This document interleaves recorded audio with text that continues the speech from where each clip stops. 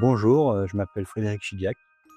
Je suis ORL et chirurgien cervico-facial au centre hospitalier de Valence depuis maintenant 7 ans bientôt. Et on m'a demandé de parler du sommeil et de sa pathologie. Le sommeil, qu'est-ce que c'est? Donc le sommeil c'est un état complémentaire à l'éveil, évidemment. C'est une période de repos, d'inactivité, d'immobilité apparente.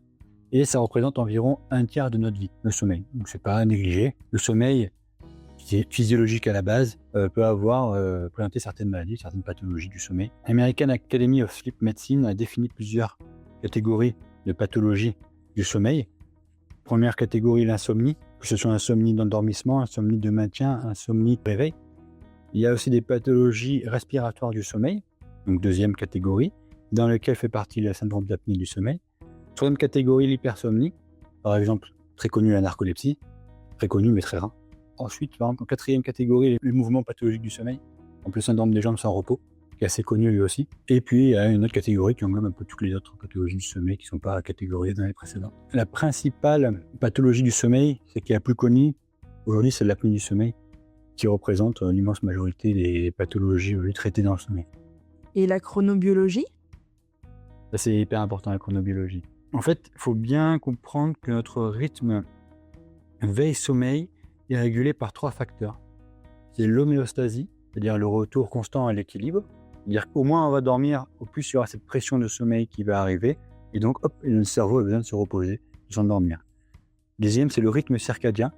Le rythme circadien, c'est un rythme sur 24 heures où il y a différentes fonctions hormonales qui vont être sécrétées de notre corps. Et c'est le rythme circadien. Et le rythme ultradien, c'est une sorte de rythme plus rapide à l'intérieur du rythme circadien. Ce rythme circadien, il est régulé par notre horloge biologique interne et qui est dans le noyau suprachiasmatique au fin fond du cerveau, sous l'hypothalamus, donc vraiment dans le cortex primaire, primitif, si j'ose parler ainsi. Et cette horloge biologique, elle est là pour que nos différentes fonctions soient exprimées au bon moment. C'est-à-dire qu'on a chacun un rythme endogène qui est régulé par notre horloge biologique. Et ce rythme endogène, il permet le cortisol de s'exprimer au bon moment, la mélatonine de s'exprimer au bon moment. On sait qu'il y a un pic de cortisol autour de 6h du matin, 7h du matin, c'est l'hormone du réveil. Et on sait qu'il y a un pic de mélatonine qui se fait la mélatonine commence à être sécrétée entre 18h et 20h pour augmenter à pic vers 22h. Et ça, c'est pareil, c'est toutes les 24 heures. En fait, c'est pas vraiment toutes les 24 heures, c'est 23,5, 24,5, 24 heures, 25. La Terre tourne en 24 heures, mais nous, on tourne peut-être en 23,5 heures. On tourne peut-être en 24,5 heures. Ça définit en gros les petits dormeurs, les gros dormeurs. Ça définit ceux qui ont un sommeil léger, ceux qui ont un sommeil profond. Ça définit ceux qui ont besoin de faire une sieste et ceux qui n'ont pas besoin de faire une sieste. Ça, c'est le rythme endogène à chacun.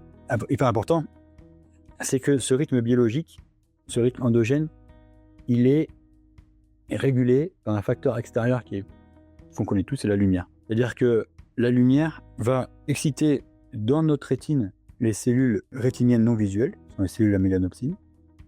Ça va aller directement influer sur notre horloge interne, dans le noyau suprachiasmatique, et ça va donc nous réguler notre sommeil. Ça permet en fait différentes fonctions. Ça va réguler notre humeur, ça va réguler notre capacité cognitive, notre capacité intellectuelle, notre sommeil, nos sécrétions hormonales.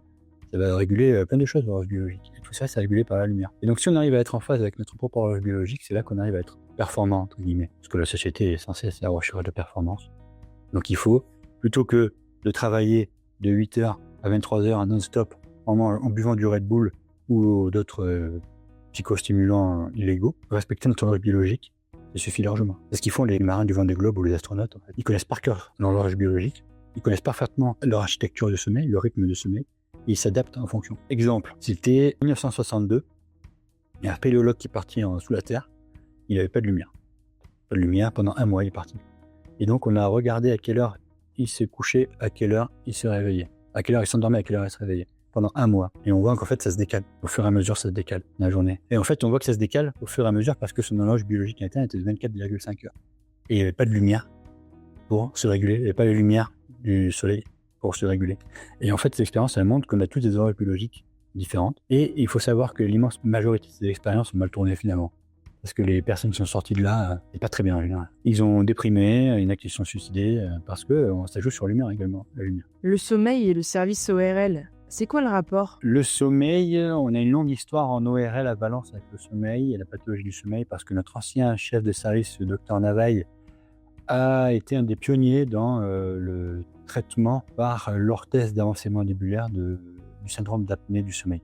Et donc, par continuité, on a poursuivi toute l'équipe le travail du docteur Navaille en faisant des formations, des diplômes interuniversitaires et des FST à propos du sommeil. Donc, on est amené ici en ORL à prendre en charge les patients portant des symptômes d'apnée du sommeil. Il y a quelques années, quand il n'y avait pas énormément de praticiens du sommeil dans la région, on était en quelque sorte les premiers relais du médecin généraliste parce que les patients qui ronflaient, qui se sentaient fatigués, qui étaient somnolents la journée, le médecin généraliste nous adressait directement au premier relais pour le diagnostic d'apnée du sommeil. Aujourd'hui, on est, grâce au développement de plusieurs centres du sommeil dans la région de Ardèche, on vient finalement en second relais chez des patients qui ont déjà un diagnostic d'apnée du sommeil, qui ont déjà été traités par une pression positive continue, une machine.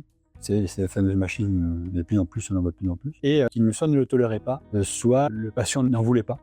Et donc, on vient en deuxième relais pour mettre une orthèse d'avancée mandibulaire dans la bouche. C'est un dispositif qui permet de faire avancer la mâchoire du bas par rapport à la mâchoire du haut pour libérer l'espace derrière la base de langue et pour permettre à l'air de passer sans résistance, sans que la langue ne tombe au fond de la gorge et réalise phénomène d'apnée. Tu vois, un petit temps d'adaptation, le temps que l'orthèse se fasse au patient et le patient à l'orthèse. C'est pris sur mesure. En fait, nous faisons des empreintes dentaires du patient. Le patient a d'abord fait un bilan bucco-dentaire auprès de son chirurgien dentiste pour éliminer des problèmes dentaires particuliers, problèmes de parodontite également, et ensuite on le voit pour prendre les empreintes en haut ou en bas. On envoie l'empreinte et le laboratoire fabrique sur mesure l'orthèse à partir d'imprimantes 3D. C'est fait en France, ça. On remet l'orthèse au patient et la met dans la bouche. Alors ça va pas avancer à 100% toute la nuit, c'est juste que ça avance un tout petit peu pour libérer l'espace dans la langue. Et après on peut adapter. Vous nous montrez?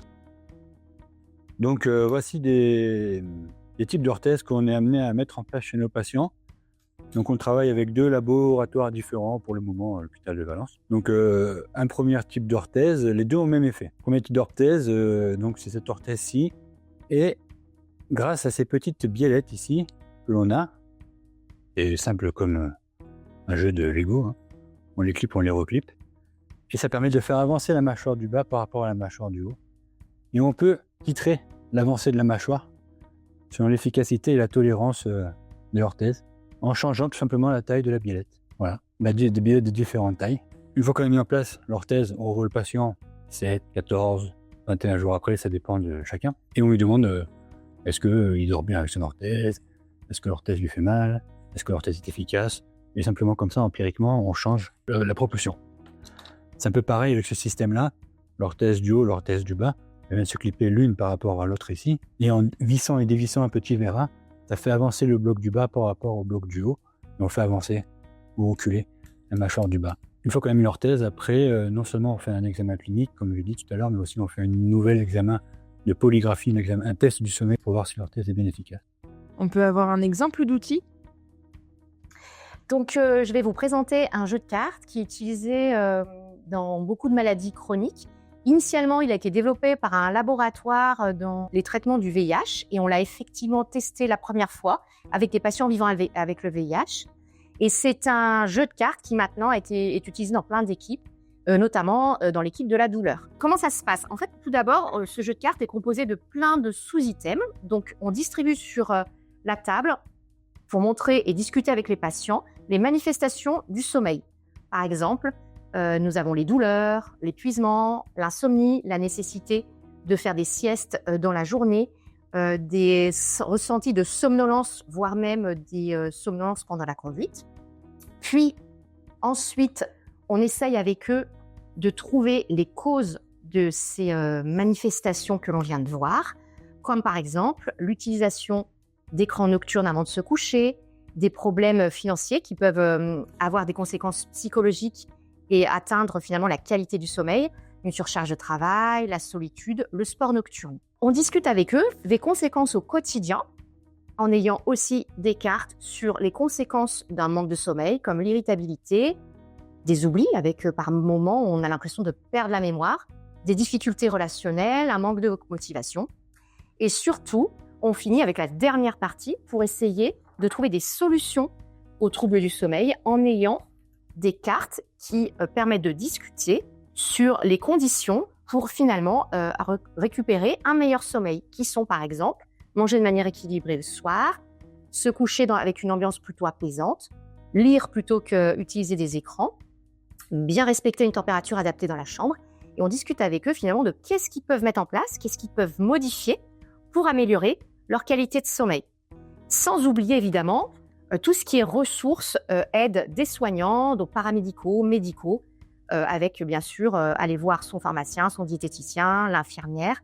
Penser à l'appareillage, s'il y a des troubles d'apnée du sommeil. En tout cas, c'est un jeu qui favorise vraiment l'échange et qui permet à chaque patient de trouver des solutions. Et à la fin de la séance, on remet bien une fiche de synthèse où on donne notamment les fameux 10 commandements pour bien dormir et mettre vraiment toutes les bonnes conditions pour trouver un sommeil de qualité au retour de la séance à la maison. Par qui est-il utilisé ? Initialement, ce jeu de cartes avait été utilisé avec l'équipe programme d'éducation thérapeutique destiné aux patients vivant avec le VIH. Donc, c'était un binôme pharmacien-infirmière pour un atelier collectif avec plusieurs patients. Donc, on a fait 2 sessions. Et puis, après, on l'a développé aussi en pneumologie pour les patients ayant une BPCO ou de l'asthme. Et là, dernièrement, il a été utilisé par l'équipe de la douleur en binôme infirmière et psychologue, et pour effectivement améliorer cette qualité de sommeil. Il peut être utilisé par plein d'équipes qui ont détecté chez leurs patients des troubles du sommeil. Il faut à peu près 2 heures pour mener l'atelier avec entre 5 et 10 patients. Donc, le jeu de cartes permet vraiment d'avoir déjà un support ludique pour l'ouverture de parole, échanger avec les patients. Et puis c'est vrai qu'il est tout prêt. Des conseils en tant que pharmacien ? Moi, en tant que pharmacien, pour le sommeil, donc c'est effectivement dans la ressource, les aides, il y a le pharmacien. Et c'est vrai que nous, on rajoute toujours une petite carte phytothérapie, aromathérapie. On est dans une région où il y a vraiment un recours aux médecines complémentaires. Et effectivement, ça peut être intéressant de proposer des huiles essentielles aux patients, notamment en diffusion ou en usage externe. On sait qu'il y a quelques huiles essentielles qui sont intéressantes pour favoriser l'endormissement, diminuer l'anxiété. Pense à la mandarine, à l'orange douce, à l'ylang-ylang. Et c'est vrai que ça peut être intéressant de proposer à ces patients quelque chose qui fait, en tout cas, bon ménage et qui n'interagissent pas avec leur traitement de leur maladie chronique. L'apnée du sommeil est-elle la seule pathologie traitée sans médicaments ? Pas spécialement. Par exemple, l'insomnie, aujourd'hui, à mon avis, il vaut mieux la traiter autrement que par des médicaments. Parce que l'insomnie, souvent, est en rapport avec des contextes psychologiques ou pathologiques organiques particuliers qui font que le patient n'arrive pas à s'endormir, le patient n'arrive pas à maintenir son sommeil, le patient se réveille très tôt. Et du coup, souvent, en période aiguë d'insomnie, on propose un médicament, somnifère, mais il faut que ce soit très bref. Parce qu'après, plutôt en parallèle, doivent arriver des traitements comme des thérapies cognitives et comportementales. Voilà, c'est vraiment une aide psychologique qu'on donne auprès du patient pour retrouver un sommeil normal. Et ça, donc, c'est pas du médicament. C'est la discussion auprès d'un spécialiste en TCC, thérapie cognitive et comportementale. L'apnée du sommeil fait de société ou effet de mode ? Ça, c'est un vrai débat parce que à partir du moment où le patient se sent fatigué, il va voir son médecin traitant et il dit « Voilà, docteur, je suis fatigué, je dors mal. Je voudrais savoir si je n'ai pas de l'apnée du sommeil. » Parce que le syndrome d'apnée du sommeil est facile, entre guillemets, à traiter. Alors que peut-être qu'il y a quelque chose d'autre là-dessous. Peut-être qu'il s'agit d'un problème d'insomnie associé à son syndrome d'apnée du sommeil, ou même peut-être qu'il n'a pas d'apnée du sommeil et que le patient est insomniaque. Mais bon, c'est un peu comme en quelque sorte la branche organique facile sur laquelle se raccrocher pour traiter un problème de sommeil. Le patient, avant de l'envoyer faire un examen du sommeil, peut-être la première chose à faire, c'est de discuter avec lui. Savoir à quelle heure il se couche, savoir à quelle heure il s'endort, savoir combien de fois il se réveille dans la nuit, savoir à quelle heure il se réveille. Est-ce que ça, c'est rythmé ? Est-ce qu'il fait la sieste dans la journée ? Est-ce qu'il est fatigué seulement ? Ou est-ce qu'il est somnolent ? Pas la même question. Parce que fatigué, on est tous fatigués. Hein. Alors que s'il est somnolent, là, par contre, il faut vraiment voir si c'est pas une pathologie du sommeil.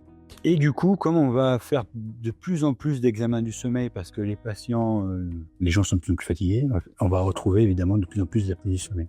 Plus de recherche d'apnée du sommeil, donc on trouve plus d'apnée du sommeil. Et puis c'est quelque chose de facile à diagnostiquer, entre guillemets, parce qu'on fait un examen du sommeil, on obtient après cet examen du sommeil un score d'index d'apnée, hypopnée, et on définit à partir de ce score s'il y a un apnée du sommeil. Alors que l'insomnie, en soi, il n'y a pas vraiment de critères diagnostiques précis sur une polygraphie comme ça, c'est plus un faisceau d'arguments cliniques. Et c'est toujours plus difficile à retrouver, quoi. Même pour le patient à exprimer. L'examen, vous nous expliquez? Quand on a un patient qui vient pour ronflement, qui vient pour somnolence, qui vient parce qu'il a mal à la tête le matin en se réveillant, parce qu'il sent que son sommeil n'est pas assez réparateur, nous, en ORL, on fait une polygraphie. Cette polygraphie, c'est un test du sommeil où le patient va chercher un appareil où on va installer une ceinture abdominale, une ceinture thoracique pour voir les mouvements respiratoires du sommeil du patient. On a un capteur au niveau du doigt, un capteur en saturation en oxygène pour voir l'oxygène dans le sang pendant le sommeil. Et on a un capteur au bout du nez, un débitmètre, qui nous permet de voir le débit respiratoire pendant le sommeil. Et en fait, grâce à ces différents capteurs respiratoires, on a également la fréquence cardiaque qui est calculée, et d'autres capteurs, d'autres signaux à base d'algorithmes. Et à partir de ces capteurs-là, on va compter le nombre de fois où il fait une apnée, où il ne respire plus, et le nombre de fois il fait une hypopnée, c'est-à-dire le nombre de fois où on voit la diminution de la respiration amenante à une désaturation, à une perte d'oxygène dans le corps. Et on va compter ça. On va compter ça pendant toute la nuit. Là. Ça peut durer 7 heures, ça peut durer 4 heures. Mais on compte. Et à la fin, on obtient un score. C'est l'IAH, l'index d'apnée hypopnée du sommeil. Et on va compter, par exemple, il fait 12 apnées par heure. Il fait 35 apnées par heure. On définit qu'il n'y a pas d'apnée entre 0 et 5 apnées par heure. Qu'il y a une apnée du sommeil légère entre 5 et 15 apnées par heure.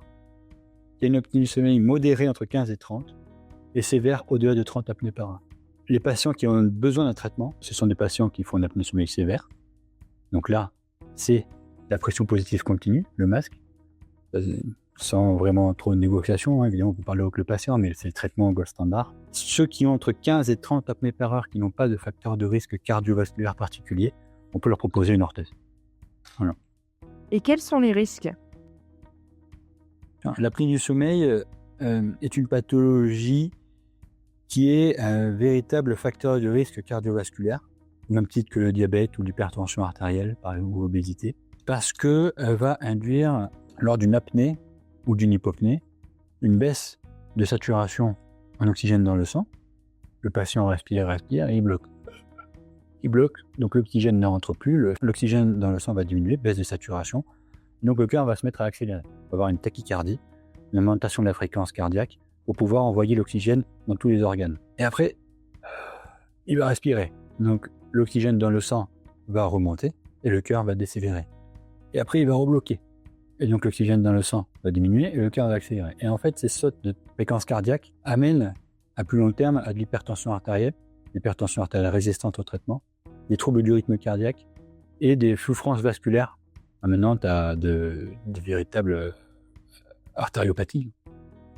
Donc un patient qui fait de l'apnée du sommeil a plus de risques cardiovasculaires qu'un patient qui ne fait pas d'apnée du sommeil. Deuxième chose, un patient qui fait de l'apnée du sommeil, il a cassé sans cesse son train de nuit. On appelle ça le train de nuit. Sommeil lent léger, sommeil lent profond, sommeil paradoxal, c'est le sommeil des rêves. Et après, on revient au sommeil lent léger, sommeil lent profond, sommeil paradoxal. Ça, c'est le train de nuit. Et le patient qui fait de l'apnée du sommeil, à partir du moment où souvent il rentre dans le sommeil paradoxal, donc il a une atonie complète musculaire, la langue elle va tomber au fond de la gorge, blocage respiratoire, hop, il se réveille. Donc il n'a pas eu le temps de bien faire son cycle du sommeil.